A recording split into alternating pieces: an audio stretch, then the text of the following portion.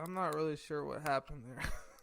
I think it sounded great. We just popped the top, and then popped another top because we thought we Technical didn't have it. difficulties on my end. It is what it is. It is episode 13, so we are still trying to figure ourselves out, but We still don't have it down. I think we have it down perfectly. But Well- guys, welcome to The Hunt Podcast, episode 13. We are your hosts. This is Connor out Paramount Outdoors, and this is Kenny Cornwell at Kenny Cornwell, the Kenny artist Corn. formerly known as Kenny C Outdoors. Kenny Corn.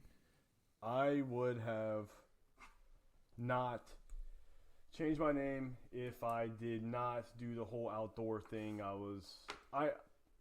I'm getting older, and I realize I just can't do the whole Cameron's thing, hang shit anymore. So that's what it is. That's why I'm Kenny Cornwell. You guys know me by my government name, not Kenny C Outdoors, because I am not government Haynes. So guys, welcome to our live show here on Instagram Live. Every Thursday, we do a live show to actually do the show with you. So you can listen live on Instagram Live, and then you can turn around and go on iTunes at The Hunt Podcast and go ahead and download episode 1 through 13. So get some likes, get some stars, but we really like the Instagram Live thing. We really like that platform because we get to interact and get to see our boys. So it's awesome. But what's going on, man, dude? How's it going? It's going terrible. There's no outdoors in our lives right now. Yeah, I don't have another way to describe it except for it sucks. Sucks. I mean, you can make things happen. Like, a lot of people will, It's just getting ready for turkey and fishing. go all you coyote can hunting. do. Go coyote hunting There's or always that little lull. It ain't the same, man. no, It's not like chasing whitetails, turkeys. not at all, not at all. So, yeah, we're in the lull of our lifestyle, and we're really hitting the brakes as far as, I feel like I'm losing myself. Did you? I feel like I'm losing myself. I feel like You were shooting the last couple of days. You That- got out and shot. Yeah, dude. You know what? I'm a little bit off to the right. I'm one click to the right, which I'm cool with. It's cool, but I was actually able to get out and shoot a little bit. Virginia. My guy. We got some Instagram Live here doing some interaction like we do with every show. We just talk with our guys on Instagram Live. We had a question here.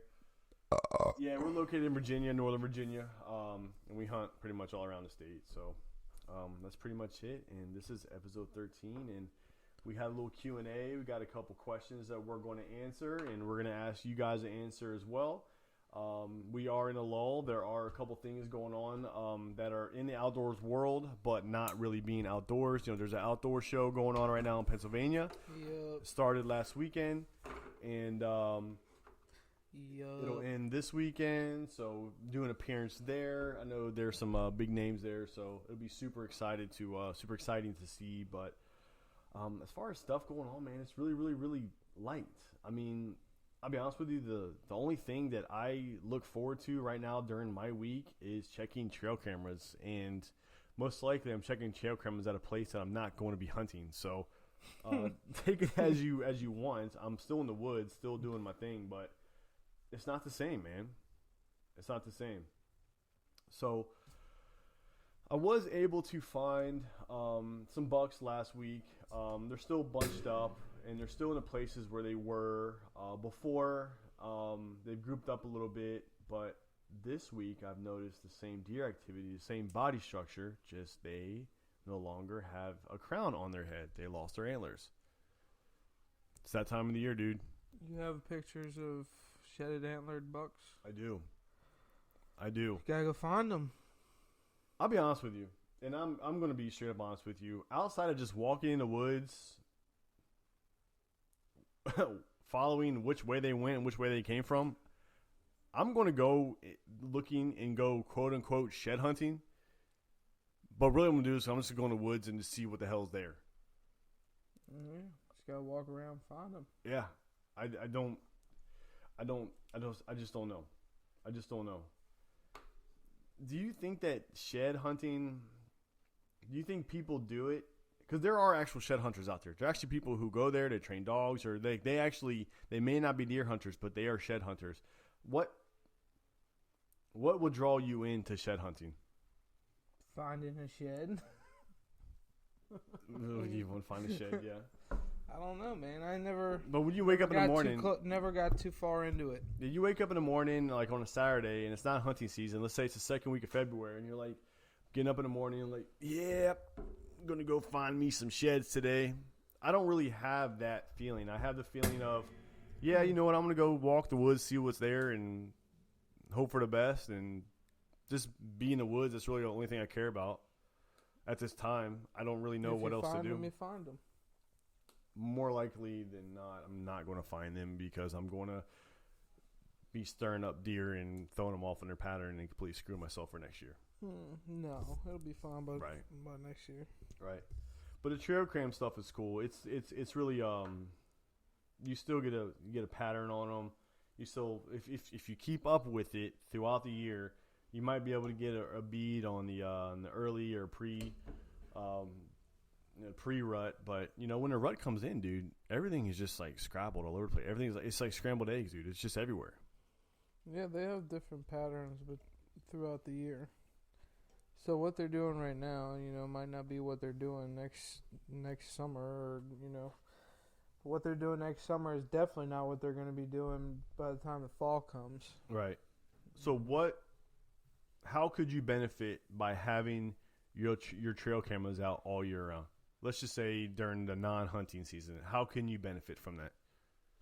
I mean, shoot, if you have a trail camera out and you don't touch it for the whole year, I mean, think of all the information you can get from that. An unpressured area, and, you're getting all types of deer going through there. You're going to see exactly what's going on, and you're going to see where they're safe at, Right. So right. I think it's definitely an advantage if you can leave your trail camera out there in a spot and not touch it the whole year. Just let it get out there and sit. No pressure, no nothing. See what's going on. And then next year you'll know, all right, well, they like to use this at this time of the year, and you can go back and relate to it next year and try to capitalize, man. Right. So all season camera sit. Yeah. And you go there, you're automatically in your mind at that time is you're going to have a year lag, because if you go in there, you could pressure them and do, you won't show the right camera footage of what they're naturally doing. But then again, you can relate back to it. Yeah. Exactly. There's plenty of spots that I have trail cameras set up for certain times of the year, especially when they're making scrapes and stuff. I have one spot that I know for a fact 100% that there's going to be a scrape there, and then I'm going to have a trail camera on it. Exactly. It's there every single year. Yes. Yeah. It might not be the same deer that you're going to get on when you're hunting from last year, but it's going to be like last year, but not. They generally run the same path. What am I trying to say here? Yeah. I mean, the deer are going to use it because it's, obviously you're using some type of funnel, some type of bedding, some type of structure, some type of transition line. It's natural for them to move through it. So it might not be the same deer, but you're going to get deer movement, and you're going to know, why they were acting this way on this day. And those trail cameras can tell you a lot, man. Yeah. Date, time, temperature, moon phase, it all comes into play. And if you really took the time to sit back and, say, all right, well, I got this deer on this day. It was this kind of pressure, this kind of moon phase, this kind of temperature. You can kind of relate that back to, right. a different deer or whatever. But right. Yeah, that's definitely a smart way of looking at it. Just seeing what's on the bottom of the camera. It does have the time. It does have the moon phase. It does have the temperature. It does have all that stuff. So let's just say, for instance, in December, post-rut, your deer activity does this, but then in October, pre-rut, your deer activity does this. But if you look at maybe the moon phase or look at something, and there might be a common denominator between the both to figure out what you are doing and what they are doing to put yourself in the right position for you to harvest. Yeah, to go in there and beat them in chess. Right. Are you the hunter to say, the wind's not right today? I woke up in the morning, the wind's not right. No. The barometer's not right. Unfortunately not, man. I don't get to hunt whenever I want. I get to hunt on the weekends. Right. So I'm going hunting, dude. Yeah, if you're able to say, you know what, I'm not going out today because the ducks are not lining up in a row, you are a blessed person. But more often than not, man, you're going to find deer, and I've noticed this, you're actually going to find deer and come across deer activity when you're least expecting it, or when things just don't go the way that the paperwork says it's going to go, or the way that the internet says it's going to go, and then you go out there and just say, screw it, this is the only time I can go, or this is when I can go this week, and all of a sudden, bada bing, bada boom, you have deer activity. So definitely go out there whenever you can. I'm a huge proponent in just getting in the woods. There's nothing better than just getting in the woods. Of course. Nothing better. And I've really slacked this late season from getting in there and doing some scouting, but it'll be all right. I know the land pretty well. It's still super early too, man. Like, it really is early. You got some time. But yeah, we're still in. I can tell you right now that this past deer season wore me out because I spent a lot of hours in the woods, especially on my situation. Then you were gracious enough to let me on to your situation in your area, where I was able to lighten the load a little bit as far as my hours. I would compact my hours more into one sit or one day, whereas I would spread them out throughout the week, and then I'm living out of my truck. But no, I'm definitely looking forward to this deer season. It's gonna be great. It's gonna be amazing, and I really think that we're gonna be successful. There's no plan. There's just no other way. We're gonna be able to hunt. I'm gonna hunt that week again. And it's going to be a great week. The Rutcation, man. The Rutcation's huge. I think it's like the 6th through the 14th this year. Yeah, dude, it's going to be huge. It's going to be huge. And so a question for you. Let's say you were able to hunt a piece of property, and let's say it falls under the urban, or it falls under whatever regulation it falls under, and you're able to hunt beyond buck season. So after the first week of January, you're still allowed to go in the woods and shoot antlerless deer with a bow. Mm-hmm. After let's just say hypothetically you went in the woods for a couple times after buck season, and then came across some doe, didn't really do anything, and then you notice that antlers have dropped on the bucks. Mm-hmm. Would you, even though it's still legal, would you continue to hunt that piece of property, knowing that bucks have dropped their antlers, even though you're still legally allowed to hunt? It depends on if I need some meat. Like right now, I could use one more deer. I would definitely go do it. Truest statement ever spoken. I would try my best to probably, see if I couldn't see if they dropped their horns yet. I'd like carrying binoculars with me. Yes. While I'm hunting. Yes. And I would definitely try my best to make sure that there wasn't any horns that were there, Right. But I would do it in a heartbeat just because I need meat. It would be great. We got a couple stews left, and that's it.